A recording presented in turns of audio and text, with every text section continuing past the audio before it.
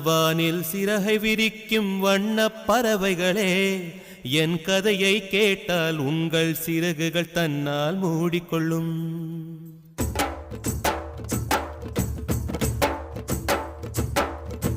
என் மனவானில் சிறகை விரிக்கும் வண்ணப் பறவைகளே, என் கதையை கேட்டால் உங்கள் சிறகுகள் தன்னால் மூடிக்கொள்ளும்.